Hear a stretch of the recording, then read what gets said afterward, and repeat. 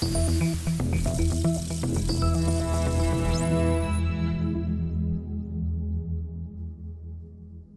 this region interview, we meet with Andrea Tokaji from Perth in Western Australia. Andrea has a background in human rights, law, and social activities to actually better the lives of people, not just in Australia, but overseas as well. Andrea's concern for the oppressed, for the downtrodden, comes from her childhood days in Romania. She understands and recognises what oppression and communism looks like. She now lives in Western Australia and she's doing her bit to make a difference to this country. Join us now as we meet and talk with Andrea. You're a fascinating person because you've got such a rich background. Your family heritage is from Romania, as I understand. So how long have you lived all your life in Australia, or just for a few years? No, we escaped as refugees from the communist dictatorship of Ceausescu. Now, Ceausescu was a very unique, evil dictator. His best friend was Saddam Hussein. He had what he called his menstrual police, who knocked on the door of women who were of childbearing age, and they were asked why they weren't pregnant. When we lived there, we were on food rations, a loaf of bread for a family a week. He shut off our electricity and water to save money, and he obviously persecuted those of a different faith or any faith under communism or ethnicity. So we were Christians and we were Hungarians living under communism on food rations, persecuted, and obviously not a very comfortable situation. So my dad took us on holidays, as it were, organised a 2-week holiday visa, and we escaped through Hungary into Austria as refugees, and then accepted into Australia as political refugees. And of course, in the 80s, there were no refugee programs. So we were totally on our own. We couldn't speak the language, didn't have any money, and didn't know anyone.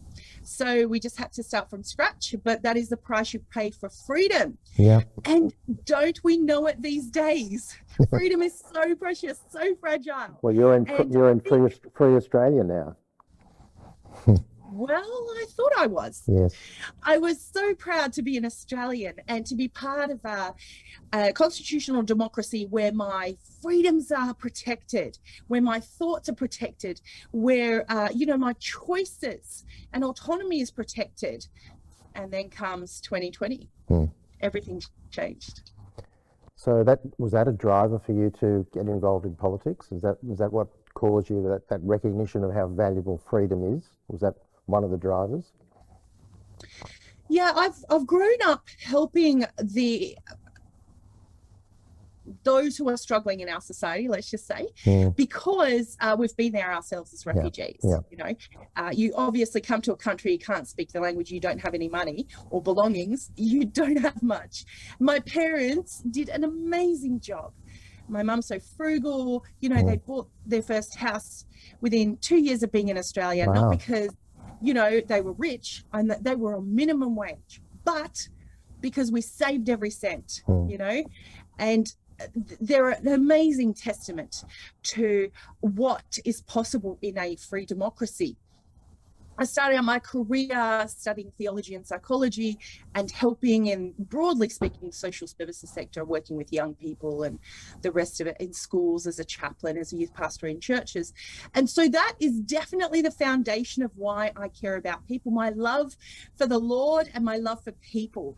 And of course, the Micah 6 verse 8, yes. Call to do justice, act, love mercy, and walk humbly as well. And those 3 commands are so imperative for any society, because if we don't walk humbly, we actually forget what justice is. Because justice isn't a courtroom, because at the moment people don't have access to courtrooms. Justice is a person. And so the mercy element of it is us recognizing we're fallen, we get it wrong, we need each other, we need God. And of course, that is what our government and schools and institutions have done. They've just pushed God out and said, we don't really need your advice here.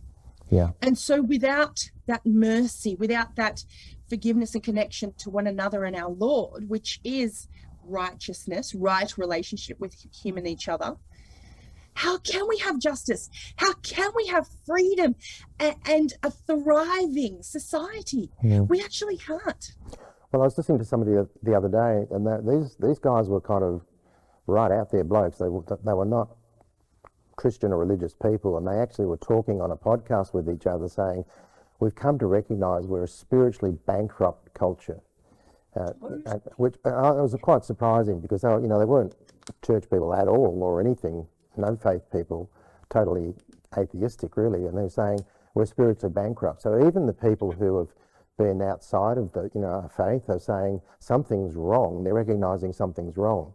And you were talking about justice before, and in the Hebrew words, the word judgment of God actually means an execution of justice, accessing justice. And you said you can't access justice through the courts, and so there's a lack of justice and there's a spiritual bankruptcy. So we've got some some challenges in our society. So it's, I guess, your background, your childhood in Romania, that's put a deep grain in your wood, so to speak, where you are, your empathy and your sensitivity to justice is really heightened through that your childhood experiences. I mean, they're pretty severe experiences to go through.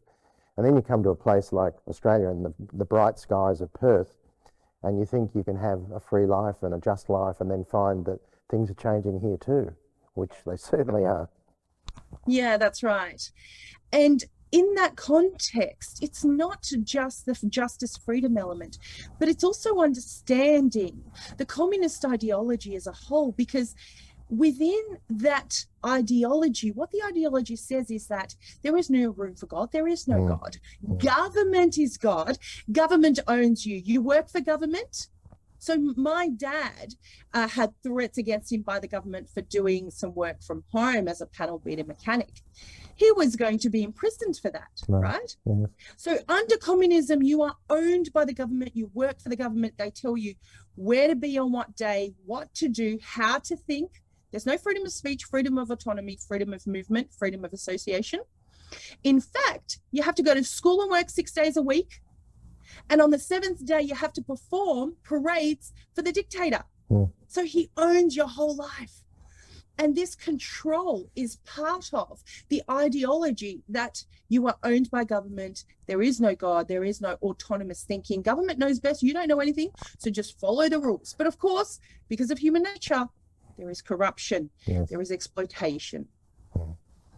So we've seen, in the 20 odd years that you've been in this country, we've seen a drift towards this, culturally, socially, politically, the political class, and the idea that government should be in control of more and more facets of your life. And we're now seeing it with this digital identity program, the legislation they're bringing through on that. And people seem to have been conditioned to say, well, I'll give over part of my autonomy, medical autonomy, but also other areas of sovereignty and stewardship to a government, because government could take care of me and be my God. I mean, I know I'm stretching it there, but philosophically, but that's really what's going on underneath here, I think. And does that concern you? Because I mean, you would see the patterns, surely, from absolutely with that sort of background. We don't. I mean, we've got we've had a free society. We're not attuned to it as well as someone like yourself coming from that background. So what are your thoughts on that? Because I find it alarming, and other people are becoming more alert to it. Well, given my legal training, so I've got a Juris Doctor from the University of Canberra and a Masters of International Human Rights Law from the Australian National University, and worked in different spaces in the legal profession for since 2010. But in that context, law is not just about the written law, right? So piece of legislation is a man's idea on paper to try and find a solution for a problem. And this gets debated in Parliament. It receives royal assent, Queen's stamp of approval. It goes out as policy regulation. It's enforced by the executive, such as the police. It goes through and gets tested in the courts. And democracy has the protection of the rule of law, access to justice, transparency, due process, all of these legal principles underpin a constitutional democracy where we make sure that the rules we're implementing are good and for the governance of society and for the benefit of community. But when those checks and balances are compromised, that's when it all falls to pieces. And it's my observation from the beginning. So in March 2020, I sat down and I thought, this is not okay. It feels very communist, like to be closed in my own little bedroom, not allowed to go outside. So I did my due diligence. I researched and wrote a paper that was published and noticed that because of fear, people were willing to give up their freedoms and rights. But under law, we have legal tests such as reasonability, proportionality, and of course, the Constitution, Section 5123A, where it declares that a person cannot be conscripted by government for a medical procedure. Yep. We've obviously got federal laws in place, privacy laws, anti-discrimination laws, even employment laws that apply in these matters over the last 2 years that have been violated, ignored, and not even debated or held as they should be. Of course, there's an issue of inconsistency, Section 109 of the Constitution there between federal and state laws that needs to be brought before the High Court to consider. But over the last 2 years, we've had legislation on the run, implemented without due process, without deep legal considerations of the not only social impact, but the economic impact. Our nation is in $1.3 trillion debt. When are we going to get out of that? So again, the law can harm us. And it was Aristotle who stated, an unjust law is no law at all. So are these laws used for our good or for the destruction of our state sovereignty? Well, we've had a complete focus on public health, and you just touched on economic health and other aspects. That's really been the casualty, and the freedom issues we talked about before. But we've also seen the balkanisation of Australia. I mean, the idea of a federation, and we had the national cabinet with the states going their own way, and we still see that in the Northern Territory at the moment, issues up there, and in WA, of course.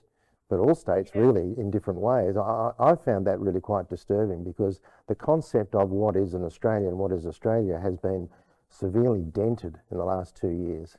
And you talk to different people and they say, we're not quite sure who we are anymore. And I think this is a very, very incredibly challenging phase that we're going through as a country. Do you see it that way? I mean, some people find it very distressing that I talk to. They're quite disturbed by where we're up to as a country. Absolutely. And it really struck me when we moved here, because under communism, despite that it was so bad, so communist ideology ruled Romania for 47 years. Was it that long? Wow. 47 years of oppression, food rations, persecution. Why would the people put up with it for 47 years? Well, because they're nationalistic. Because they're so patriotic, because they believe in their country, and because they're too afraid, this fear factor again, to speak up and speak out. Now, we know that fear comes from a dark source. If we allow fear to control us, we are filled with that darkness. Where is the light? We are called to be light in a dark nation, in a dark place. So it is incumbent upon us individually to actually live out Genesis 3. The Lord commanded Adam to take dominion, Adam and Eve, but Adam first, to name the animals, to take dominion and authority, and to take responsibility. And Eve was there beside him the whole time. She was part of it. But the instruction was given to him first and foremost. And that is representative of a leadership structure. Now, it's not about gender, but it's about a mantle placed on a person. So what mantle has been placed on us? If we've been given the truth, if we've been given the light, the mantle is to go into all the world without that compromise that fear brings, without because when we allow fear in, it controls us. It controls our mind. It results in controlling our actions. And it results, therefore, in a society that's compromised because we don't know who we are anymore. The one challenge of the serpent in the Garden of Eden was, God didn't really say that. That's not who he is. That's not who you are. It's about identity. And when we came here, I realized that Australians aren't that nationalistic. Why? Maybe because they don't know who they are. Maybe they don't believe in, their nation as much as, all those established European nations who've been around for eons and they've fought blood, sweat and tears into their land. Well, we're going to have to fight for our freedoms now because our identity has been framed around she'll be right, complacency, if you want to give it another name. And we can't be complacent about where we're up to now. I think that's a strength, but it's also a weakness, being easygoing. And we've got some real challenges. We were talking about the WHO with their international protocol that they're trying to bring in, and I think you were saying it's 2018 was first signed off. Is that right? That's right. So the World Health Organization and the Australian Federal Department of Health signed an agreement 2018 to 2022. Interesting time frame to give control of the health department basically to the World Health Organization. Now, what's that about? What was going on in 2018 that required that? See, again, the legal test of proportionality and reasonability. Yes. The necessity of it. Why was that done? Well, that was way before COVID, so they were getting into position with that in 2018. That's two to 3 years before. Well, we had Bill Gates at a TED Talk tell us in 2015 that COVID was coming. Yes. And he's recently just told us that the worst wave of COVID is coming. It'll be here for Christmas. Yeah, he knows apparently. So, Sorry, how does he know? Yeah. Where does he get his intel from? Yeah. So again, we've got a compromise of our state sovereignty, which is our identity as a nation. Now, don't get me started on the CCP. We have Chinese Communist Party officials in our WA and New South Wales state parliaments, and they act as such. And they have done deal after deal for the benefit of the Chinese Communist Party. They've bought our water, our land, our natural resources, our food, our commercial property, our residential properties, and now our ports. They're building, what's it called? They're building airports in strategic places around Australia. In WA, I believe there's one being built, yeah? That's right. And they own those. They are a law unto themselves within that jurisdiction, unfortunately.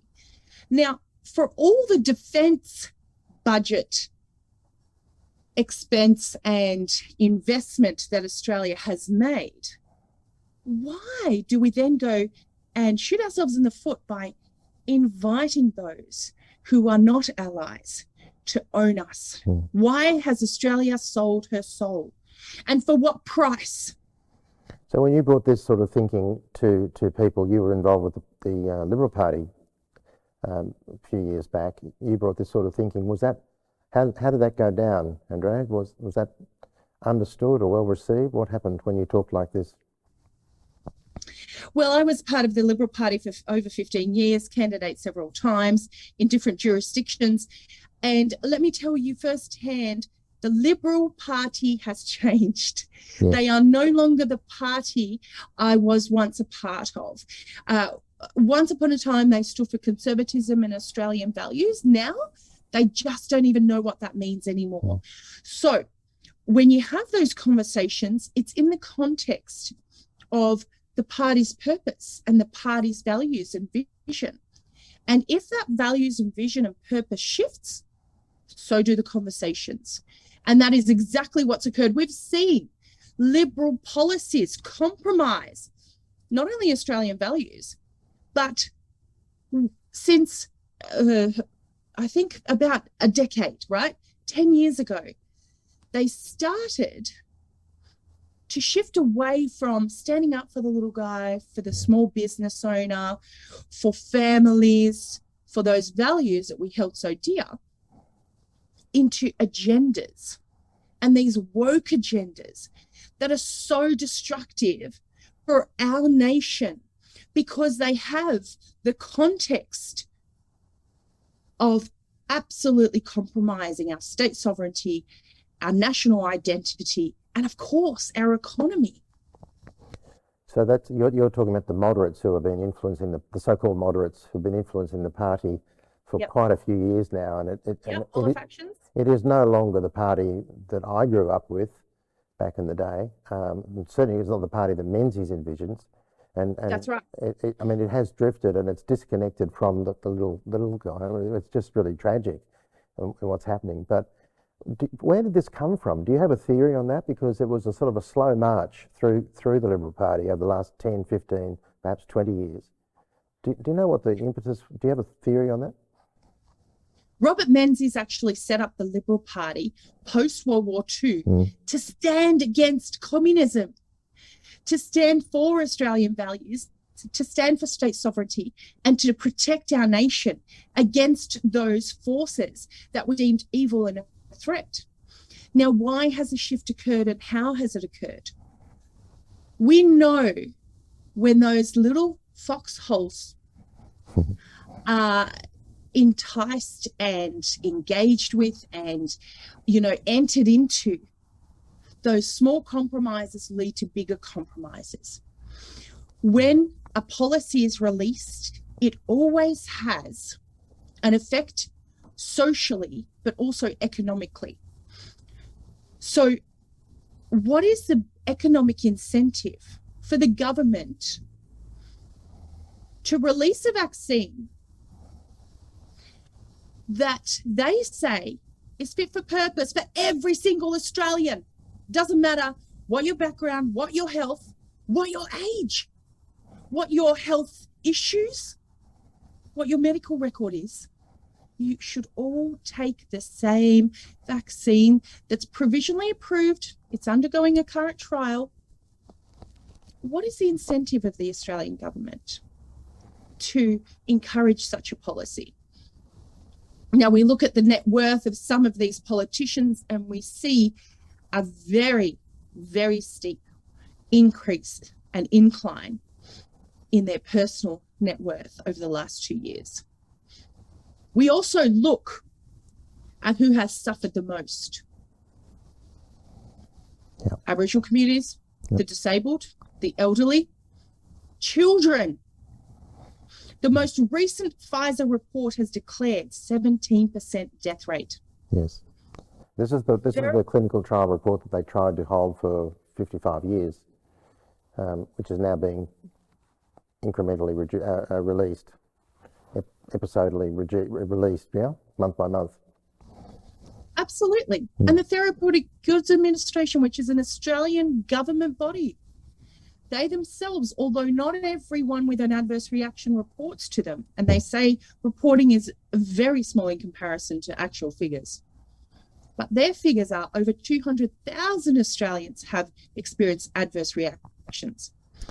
Now, back when we had the SARS epidemic, the SARS pandemic, back in, was it before 2009? Something like that. Yeah. They did trial vaccines then as well. 27 people died and they pulled it.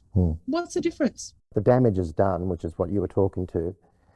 You're obviously motivated by people who are disadvantaged, downtrodden, abused. Yes. What takes your time? Yeah, look, it is in that space of politics and law. So I've put out cease and desist orders for principals across schools that parents can use based on. So resources for concerned parents, effectively. That's right. Convention on the Rights of the Yep. Child, and legislation in this jurisdiction pertaining to the children and young person's rights. I've trained many people how to lobby and engage their local councils to put this on the record, because at law, a local councillor, local mayors have the due diligence obligation to actually take care of their jurisdiction and to raise these matters in state parliament. I've been teaching, obviously, community members in relation to this law, what their rights are. So running free legal lectures. I've been representing people in the Fair Work Commission and successfully gaining compensation for them. I've been putting out educational pieces on how to respond when you're discriminated, how to prepare affidavits, how to engage your employer. So written draft letters for people so that they can negotiate these matters. Because once again, directions and public health orders are often policy. They're not law. They have not received royal assent in Parliament. They're not a regulation. They're a policy suggestion. And we know that policy suggestions shifts according to the needs. And there is always discretion that is applied in relation to policy on a case-by-case basis. Now, we know that employers have not undertaken their due diligence research. No. They have not considered the risks of the adverse reactions. They have not considered their liability, because governments and pharmaceutical companies have said, this is a clinical trial. We cannot force someone to be involved in a clinical trial. It's totally their voluntary choice. And therefore, it's on the employer if something happens. I'm not surprised you've been busy, because I'm aware the police took an action in Perth to challenge that mandate. And just recently, you'll be aware of the New Zealand government and breach of human rights. That was, the judge gave a direction on that, ruling on that. And in the US, it's been ruled as unconstitutional. So these things are, they're falling apart in different jurisdictions. That's right. It was embraced and rushed, and people did it without a lot of information. Now the information's coming through. Do you see a time where there could be some sort of major class actions through Australia? Because there's been a lot of damage and loss. There has been, and a lot of harm as well. In fact, 15 countries around the world have stated that mandates are unlawful, including the New Zealand High Court. Now that says something. Yep. There is a shifting landscape. We've just recently seen Queensland, South Australia, New South Wales drop their mandates, and WA to a certain extent. But listen, when they say that, we actually need to look at the detail of what's happening. Because what's occurred in New South Wales is it's now part of a requirement in an employment contract to be vaccinated to get that job, to attend that work. In Western Australia, you can't enter a courtroom if you're not vaccinated. Yep. How is that not medical discrimination? What if I say to you that I have AIDS? Can I still enter that courtroom? Will you discriminate against me medically? So what is the difference there? Yeah, I think that there'll be some test cases and perhaps some class actions. And it's just that the logic is, it's flawed, it's discriminatory, and it doesn't. There is no science to back this up. When you get into it, there's 17,000 doctors globally who have now signed off on the injections and challenging them, as you probably know. So I think that's going to be really interesting to see where this goes. But it's still playing out. I was talking to somebody just yesterday who said they'd gone for 100 jobs, 100 applications, and the first question was, are you fully jabbed? And it's no longer, are you a good candidate? Do you have the skills? Like, what sort of society are we in where that's the first kind of question? They're trying to protect themselves, obviously. But that violates the Privacy I Act. know it does. I know it does. I pointed that out. I pointed that out to the person. I said, "Well, they can't ask you that. That's a breach of the Privacy Act." Yeah. And in fact, the cases in Australia are interesting because the Falconer matter in Western Australia, for example, seeks to test the due process that the police commissioner undertook to stand down police, but nurses and fireys have also joined the class action. Now, we have a federal court case that the Australian Vaccine Network, the AVN, has taken to the federal court, considering the efficacy and the adverse reaction. So that's a different element. And unfortunately, this is indicative of law in our nation. I was a part of the original Kassam Hazard matter in October 2020 with Tony Nikolic, 2021, sorry. And this matter, of course, looked broadly at the lawfulness of mandates, but back then we didn't have the information we have now. Law is always on evidence. It always has to link the causational harm with that instruction or the evidence to say that it was your fault. You told me to do it, therefore I was harmed, therefore I lost something, right? And so we were missing a few links back then in that case. And of course, the ruling of His Honour to not consider constitutional matters, to state that we don't have human rights because we have no Bill of Rights, and to state that despite there being a discriminatory element to the New South Wales Public Health Act, that it was consistent with the meaning of the Act, is absolutely abhorrent. This is not justice. This is not the purpose of a courtroom, to politicise a legal matter, and it is not justice as a whole. I mean, that outcome should have been different, but again, it always falls and rises on evidence. Well, you just mentioned, you know, the Bill of Rights and the human rights in this country. It's not as strong as it is, say, in the US, for example. Is that one of the things that's come out through this whole last 2 or 3 years that we've travelled through, that it shows that we probably need to look at that more closely as a country? We looked at this as a country very closely back in the 2010s from memory, 2015. So we had, I was part of national conferences considering this matter with law professors and lawyers from across the nation. And the difficulty with law is once you write it down on paper and it becomes statutory law, you've codified it, it's actually going to be more difficult for you. Let me contextualize it in this way. If there is a problem in our society, if we try and solve the problem by putting rules around it, for example, you can't park your car in front of your house because, you know, it's not safe, your car might be jammed. Okay, now you've got a parking problem. Are you going to provide an amenity for that? And the more rules we make, the more problems we're actually creating for ourselves. It's interesting because the Judeo Christian values that underpin this country, which made us a great country, are in every facet of our culture, and through the legal system, wherever, even through the medical profession. And they're the ones that are under attack, those values, those principles, by people who want to bring in more controls and more government,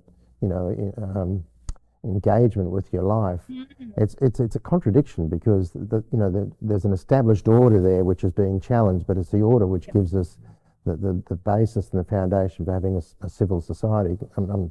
You're a lawyer, you know this inherently, but we're going through this passage of, I was talking about before, passage of time, that everything's being challenged. Everything's being challenged, and evil is good and good is evil, and it's distressing people, but it is causing people to ask a question. I mean, you're a justice warrior.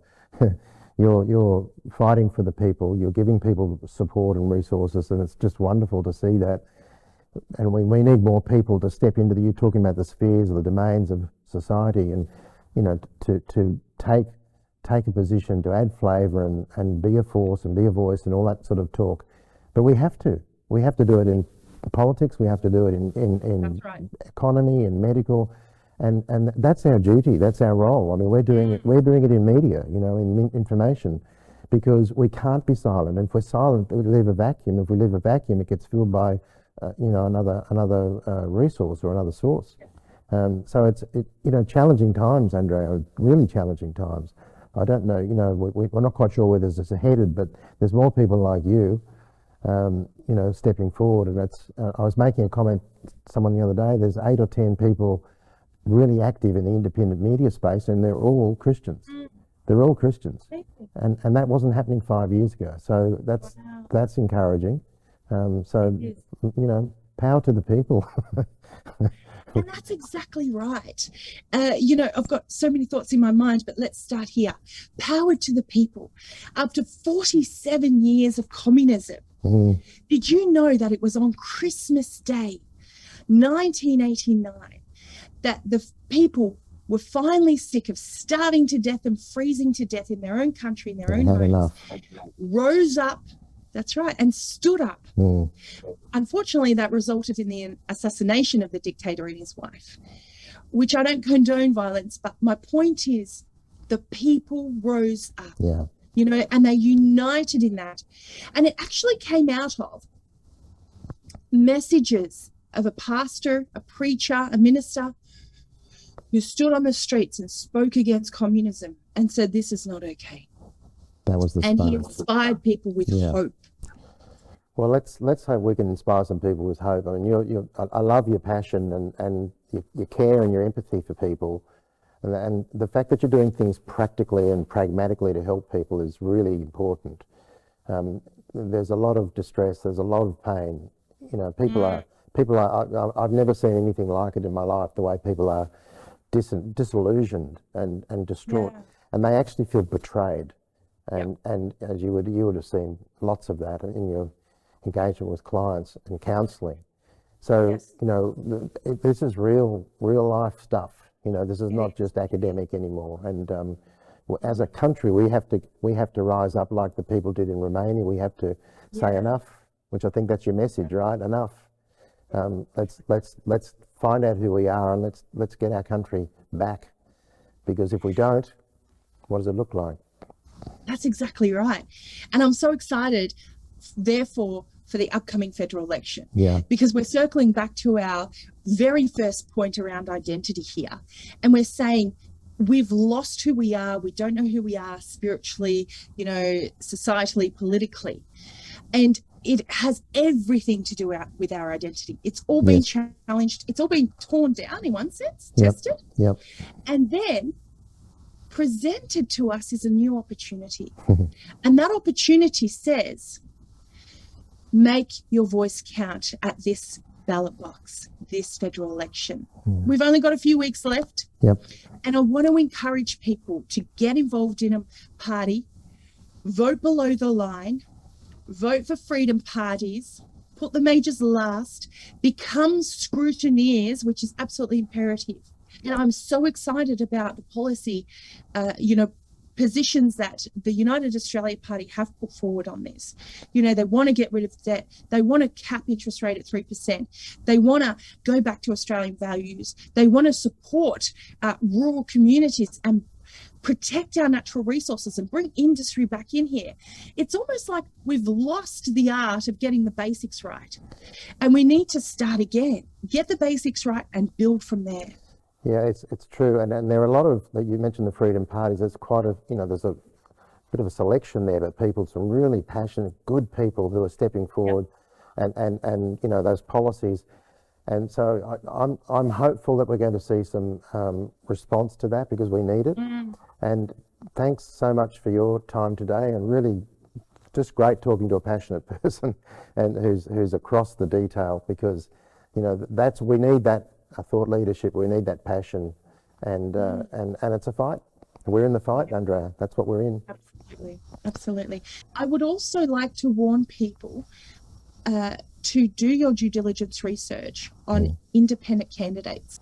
The candidate that's everywhere means that they're funded. They are backed by money. So in criminal law, we always follow the money trail. Where's the money coming from? Where's it going? Well, your point is to do your DD on the candidates, to know who they are, what they stand for, and if they're everywhere with posters and banners, who's funding it. Because it's very difficult for an independent to do that. So to know who you're getting in your fruit salad, because it's a tactical move, and they do it. And each major party accuses the other party of doing it, so that should tell you everything. So yeah, good advice. Thanks for your time today. Thanks, Andrea. Thanks for joining us. Thank you. See you again.